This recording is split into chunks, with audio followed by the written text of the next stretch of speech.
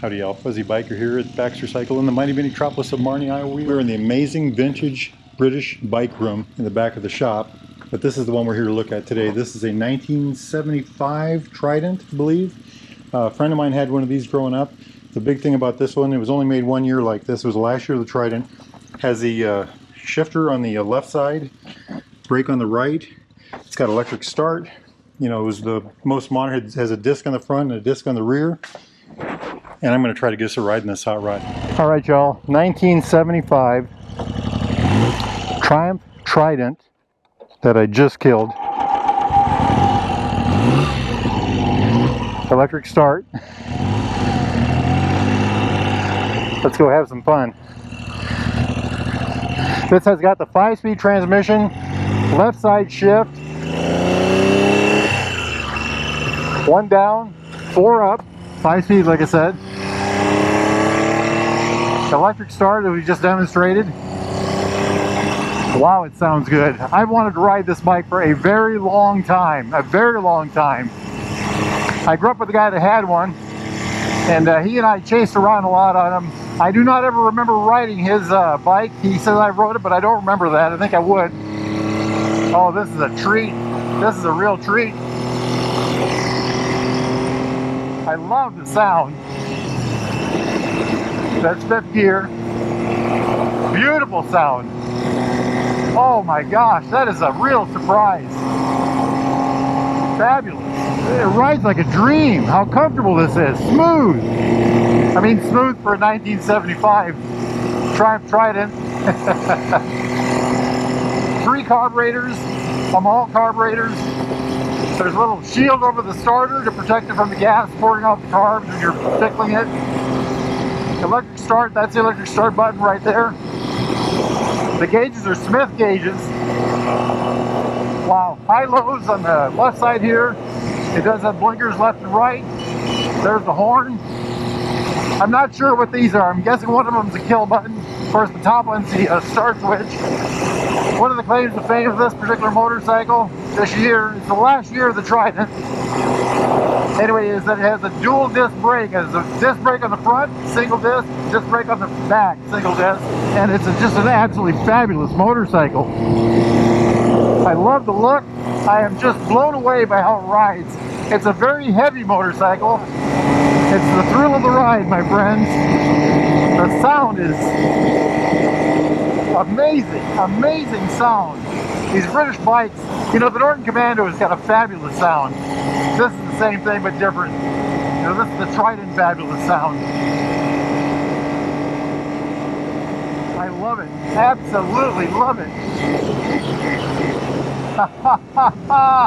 All the power comes in over 4,000 RPM. It's a little peaky bike, I'm told. There's the downshifting. A little tire chirp out of that one. Wow. The brakes are 1975 disc brakes, I guess. I would say that.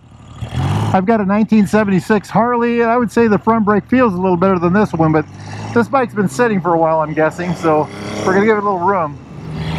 Shifting is smooth, very smooth. Very narrow friction band on the clutch.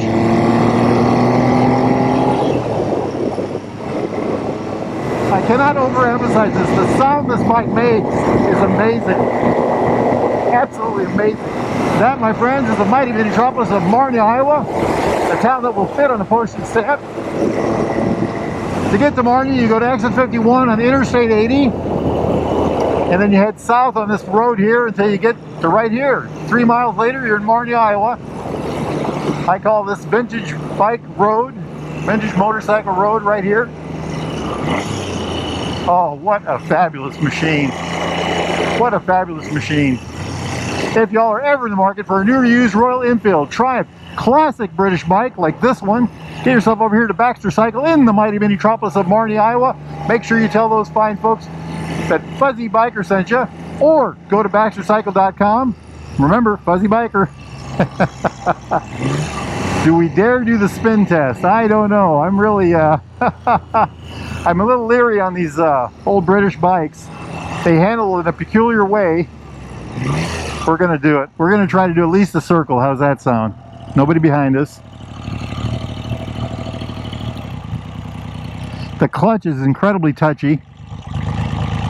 It works good. It's got a friction zone, but it is very touchy.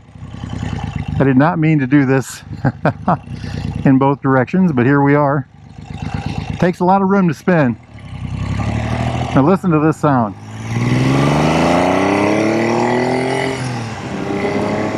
Wow. That is heaven. Pure heaven. This is definitely a peaky bike, I would say. Just over that house over yonder is Bigfoot Hill. I don't know if you can see those creatures up there.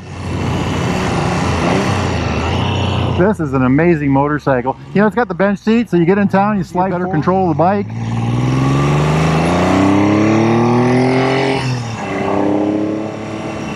Welcome to South Marnie, my friends. It does have disc brakes. I would not call them the best disc brakes I've ever used. The clutch is a very different machine. You know, it works very different than you'd expect normally. Look at this, look at this, look at this. Oh my gosh. It's, I don't know what to call it. I want to call it Reiki, but it's not really Reiki. The handling, that is, the slow speeds. It just feels, it's a really good place to be. It really feels good. It feels like a race bike. It really does. I'm not sure what the top speed of these things are supposed to be. I think it was 115 or 120. I will tell you that a friend of mine and I, when we were teenagers or young adults, raced back from Des Moines, Iowa to where we lived. It was 86 miles. We did it in 43 minutes exactly. Now that says the math would be 120 average speed, and we were really rolling. Now what I found with him, my bike was faster than his Trident. He had one of these, but what he had done is he had tucked into my draft really tight, was able to keep up on the top end that way.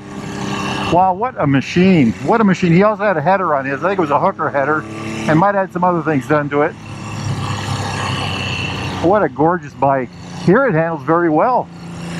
Seating position, you sit leaning forward, reaching to the bars. Your hips and your knees are about the same height. Your heels are behind your knees, I would say. Yes, definitely behind your knees. I love this engine. I'm absolutely in love with the way this engine performs. It is, again, I'm going to say it is a peaky engine. Just a beautiful machine. Absolutely fabulous riding bike. The clutch has got an incredibly narrow friction zone. It is controllable. It's just something you have to get a little used to. It's not a bad clutch at all. It's just different. It makes noise, but it doesn't really spin. Oh, yeah, it does spin. Yes, it will spin the tire. Oh, yeah, life is good. Life is good. I'm not sure what the horsepower is supposed to be. I think it's in the 50s on these. Boy, this is a challenge right here. This is a real challenge. Mainly because I'm, you know, I don't want to drop this very exotic motorcycle. These are exotic, by the way. I consider these exotics. They were common in the day, but they are certainly not common anymore. I am so impressed. I think, you know, if a guy got one of these and rode it a couple hundred miles, the handling would become second nature. The little quirks and oddities that it has. All right, let's take this hot rod back. What a privilege. I want to thank Randy Baxter for allowing us to ride this thing. I saw him pushing it in. They just got it in. They'd taken it out for a ride and checked it out, but I asked him if I could take it for a spin, and he was gracious enough to let us do that, and I really appreciate that. Baxter Cycle is the largest British bike, vintage British bike parts supplier in North America. If they don't have it, good luck. This town is full of warehouses full of British bike parts. All right, my friend, let's park this hot rod, get the other camera out, and do a little walk around. Wahoo! All right, y'all, this frantic sounding machine, and it was frantic, sounded like a coffee can full of bumblebees. I stole that from a friend, by the way. But look at that hot rod. Isn't that just amazing? The ride was fabulous. It was, you know, I can see people talk about these things being quirky and hard to get along with, and, you know, hard to deal with, and I'm sure they're all right, but they're also, when they run so good. And this one is seemingly running excellent. You know, we had a little trouble getting it going, getting it started, but ran like a dream, I am, it was a privilege to ride this hot rod. I mean, just look at that thing. Let's take a look at it. You know, so 1975 comes along. The Trident gets, I think it's the first year for the 5-speed. I'm not sure about that. I know it's the first year for the left side shifter and the right side brake. Has electric start. I think it was the only year with the electric start. I want to point something out here. So 3 Amal carburetors right there, concentrics here. This plate here, when you prime the carbs, this plate is there the gas drips down, so, you know, keep the gas off the starter, basically. Speaking of gas, let's shut that off. But, you know, air cooled, look at those fins. Just amazing, you know. This is the first year of the point system, and I wasn't sure about that, so I got to looking around. Here it is, Rita electronic ignition, Lucas. Rita, yeah, that's what it's called, Rita. It's a dry sump, so here's the oil tank. Here's a brake reservoir for the back cylinder. I don't know where the reservoir or the master cylinder is. I suppose down here somewhere. Big old disc brake back there. Check that out. Triumph hydraulic, it says right there. Running up here to the front. I gotta show you this. Look at these pipes. So it's 4 pipes, but it's a 3-cylinder motorcycle. The center pipe has got the splitter in it. In a single down tube frame, there's a splitter in there. So the center tube gets split into 2, and it goes back. So it's a 3, it goes into 4, and it comes out the back as a 2. Amazing, isn't it? Just fabulous. This is part of the ignition, I'm guessing. Oil cooler up here. I remember my buddies having one of those. The forks, I don't know what the diameter of those are, but it handled pretty darn good, I'd say. Again, the disc brake, Triumph hydraulic, it says. A big single piston caliper on there. Oh, that's a cover over the caliper. Okay, that's interesting. I suppose the back's the same way. Let's take a look at that.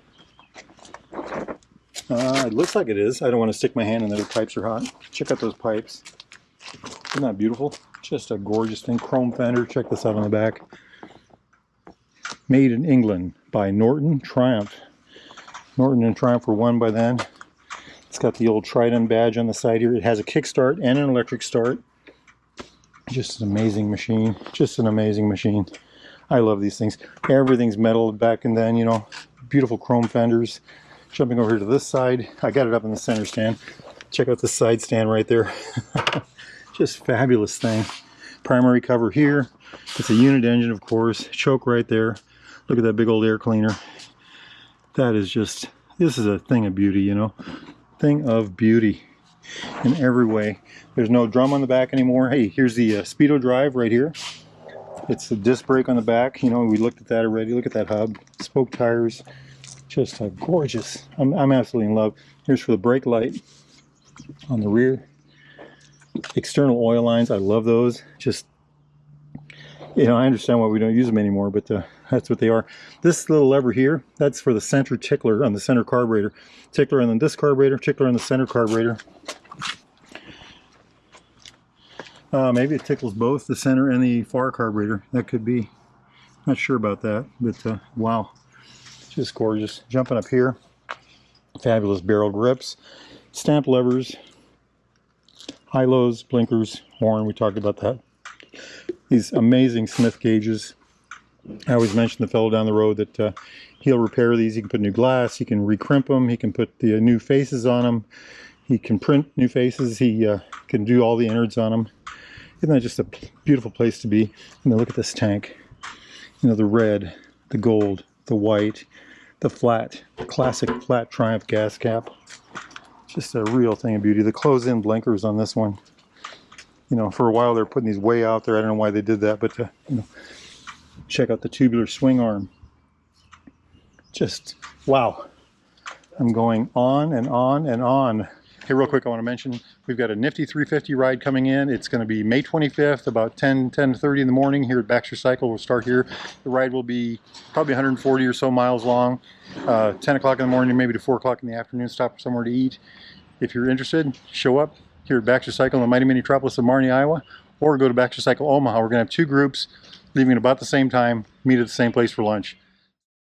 If y'all are interested in a bike like this, and you're used Triumph, Royal Enfield, classic British bike like this, they got a whole room full of them over yonder. And if you're interested in anything like that, need parts, accessories, thingamajigs, doodads, Baxter Cycle is the largest vintage British bike parts supplier in North America. Say that 3 times fast. Get yourself over here to Baxter Cycle in the mighty metropolis of Marnie, Iowa, or go to baxtercycle.com. Make sure you tell those fine folks that Fuzzy Biker sent you. Now, it's a beautiful day out here. Absolutely gorgeous day out here. And I'm going to go ride some motorcycle. Y'all do the same if you can. Life is good.